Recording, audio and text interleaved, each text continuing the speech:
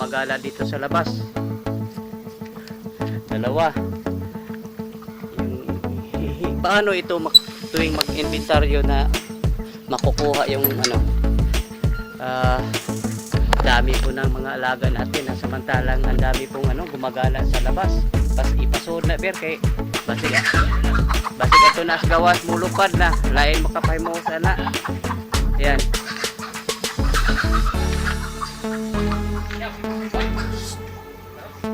Yan, ito po yung itsura po ng po natin. Yung manukan po natin, yung tumambad po sa atin, ang daming mortality mga paryente oh. Tatlo. May isa pa na malapit na itong parang naliligas na siya. Tapos dito, ano pa naman ito? Nilalanggam na, ibig sabihin matagal na po ito dusay po dito. Ba't hindi man lang inalis? Ha? Umigas na ba? At ang daming mortality mga paryente. Ito naman makikita po ito sa data po natin. Ito mukha matagal na ito pero wala lawag ng mata.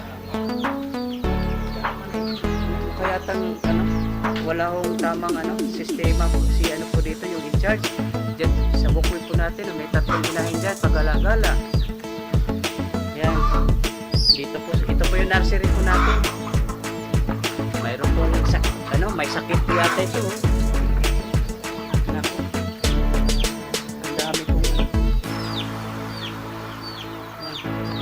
Kaya may problema dito sa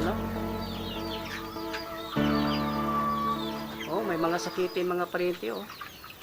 Parang saradong-sarado yung mga mata. Ilang piraso ba yung mga manok na yan? Parang wala na pong mata. Nakapikit na po lagi. Wala kayang klaseng sakit yan. Halos tiganag. Itong diri-diri.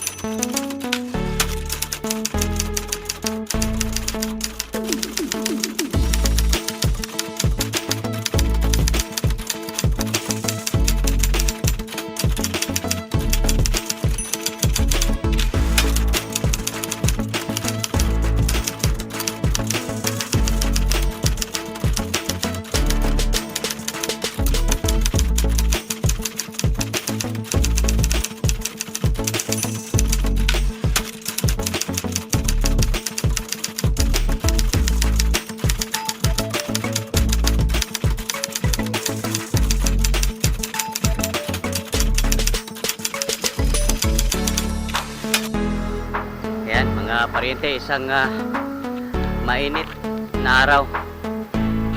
Time check alas 9 ng umaga pero napakasakit na po ng init. Ayan, dito ho tayo sa harapan po ng ating gagawing dito ho tayo mag-umpisa sa pagbabalik po natin ng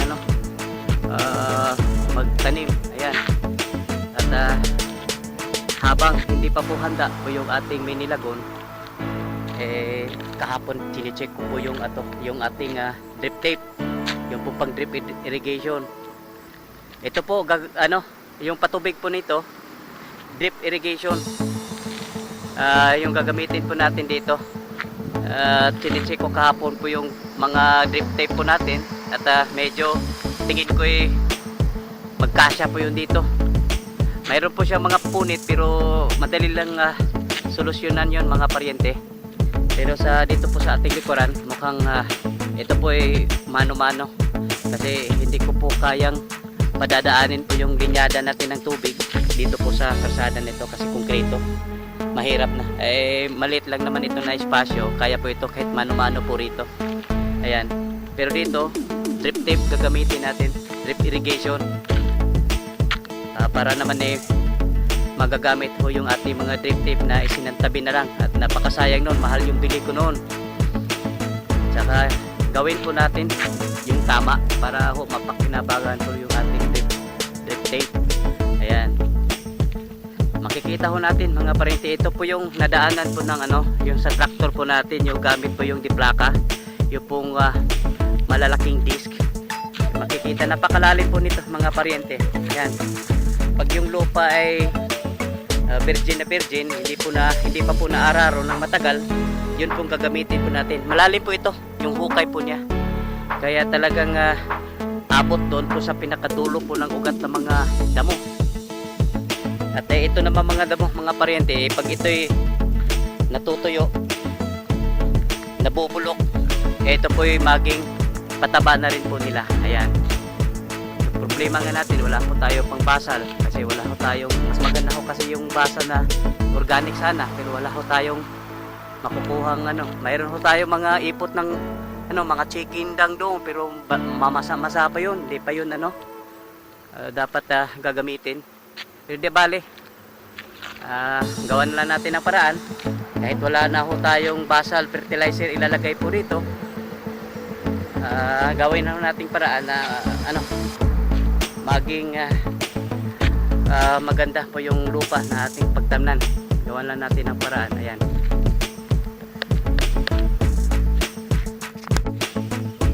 Yan mga parente, ito na nga po yung ating mga dead tape na hindi na ginagamit. Ngayon po ano,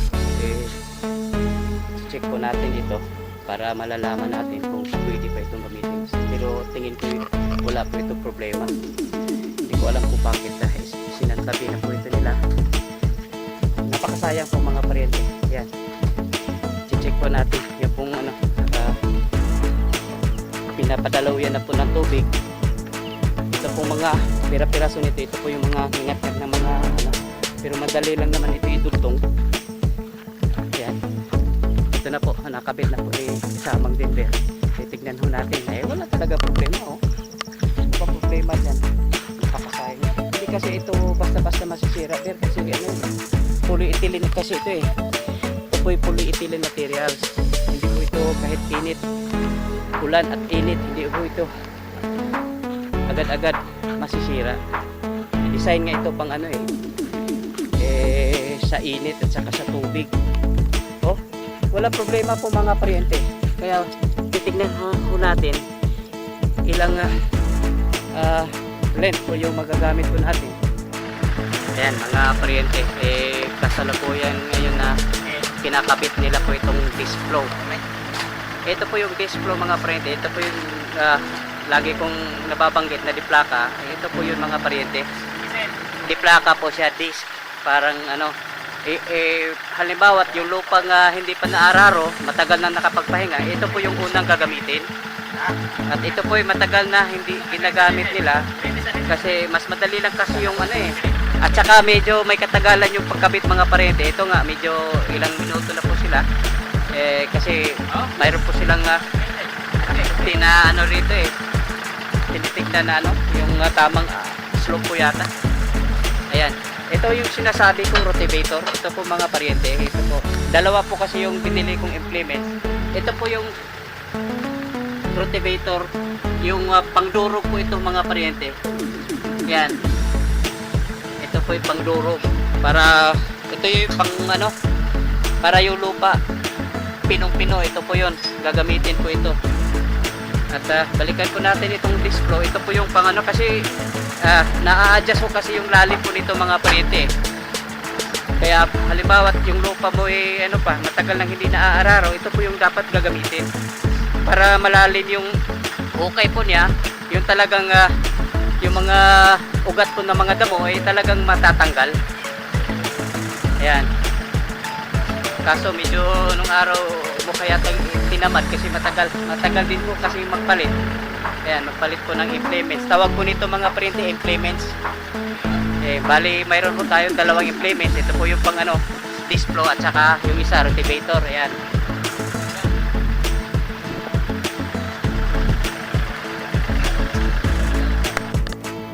Ayan mga parente, bibisitahin muli po ito ating area po ng ating mga manok. Ayan, mayroong gumagala dito sa labas. Dalawa. Yung paano ito tuwing mag-inventaryo na makukuha yung ano dami po ng mga alaga natin na samantalang ang dami pong gumagala sa labas. Ipasod na ber kay basig ato na gawas mulupad na lain makapahimo sana. Ayan.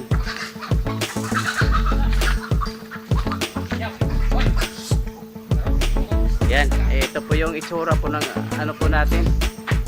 Yung manukan po natin, yung tumambad po sa atin, ang daming mortality mga paryente oh. 3. May isa pa na malapit na itong parang naninigas na siya. Tapos dito, ano pa ba naman ito? Nilalanggam na, ibig sabihin matagal na po ito lusay po dito. Ba't hindi man lang inalis? Ha? Umigas na ba? Ang daming mortality mga paryente. Ito naman makikita po ito sa data po natin. Ito po mukhang matagal na ito biro. Ito na lawom ng mata. Kaya wala hong tamang sistema po po dito yung in-charge. Diyan sa bukoy po natin may 3 inahin dyan pag-alagala. Yan. Ito po yung nursery po natin. Mayroon pong may sakit po yata ito. Ang dami pong kaya may problema dito sa may mga sakitin mga parito. Parang sarado yung mga mata. Ilang piraso pa yung mga manok na yan. Parang wala na pong mata. Nakapikit na po lagi. Ano kayang klaseng sakit yan? Halos tighanag masakit tong dire-dire. Daghan ko yan.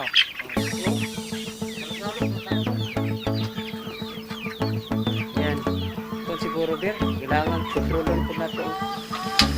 Ibaw ka, unsaon na tagdaghan tagpiso nga di mataga at puro mortality ang mahitabo. Makikita naman ito sa kasi magmula nung bumalik ako ber, makakuha na yung mga record. Makikita naman yun sa mortality.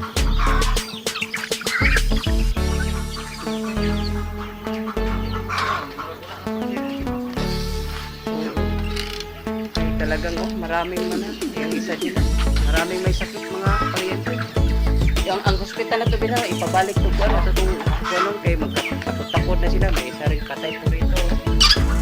Ayan. Napo. Ang dami po nakapikit. Yung sarado yung mata. May mortality. Ganong dili man kuan lang bir kanang kuan makuha ni mga kuan yung mga mortality mura malag. Ang daming mortality na nagkalat pati yung mortality dito, yung itlog dyan pinapagpagpabiyaan. Klase. Ay, hindi apoy istorya. Buti na lang po dito na mukhang nalinis ng yung pinapalinis ko yung ilalim. Mayroon pero hindi tulad doon. Saka ito walang ilaw. Maraming mortality. Ay nako. Bakit hindi man lang kung hindi kaya mag-request, mayroon naman po tayo maintenance dito. Siyempre mamamatay po ito dahil maliliit pa ito, nangangailangan po ito ng init. Naku, napakasayang. Pinanglan yun ba ni Dilba? Naagi kuan? Ang hirap. Dito po rin, walang ilaw. Paano po ito mabubuhay? Naku, kailangan talagang laging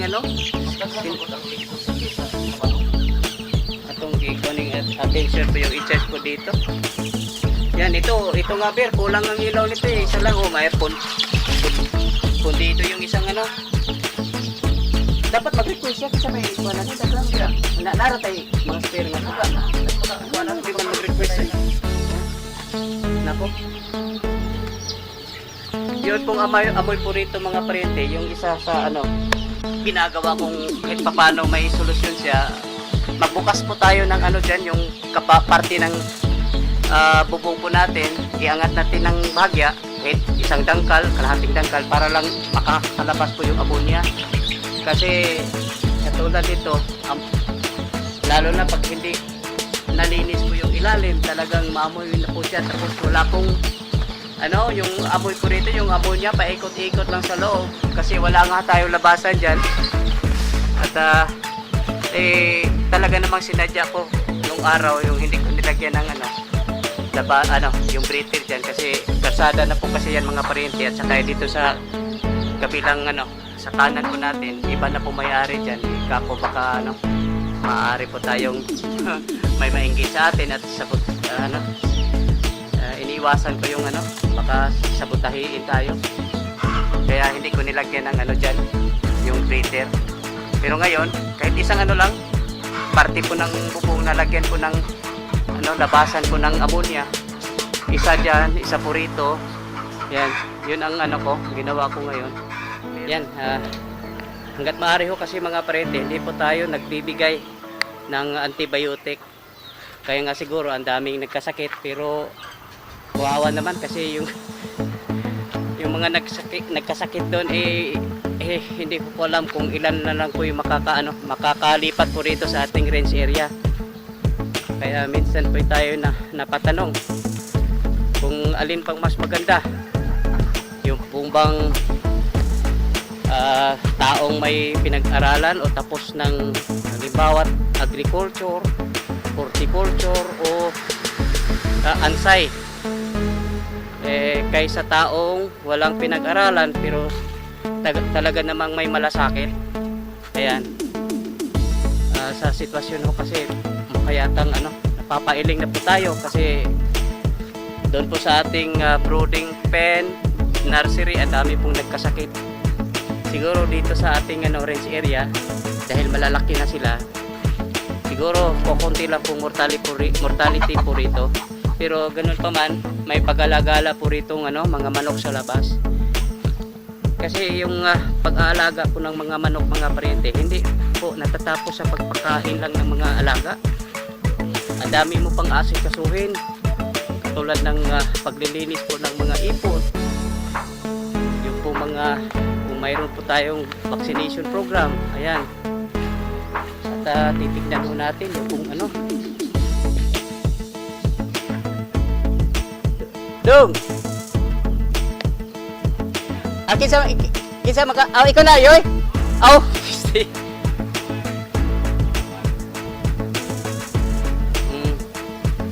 Yan. Yun na nga mga parente. Yung pong gawain ko ng isang nag-aalaga ng manok.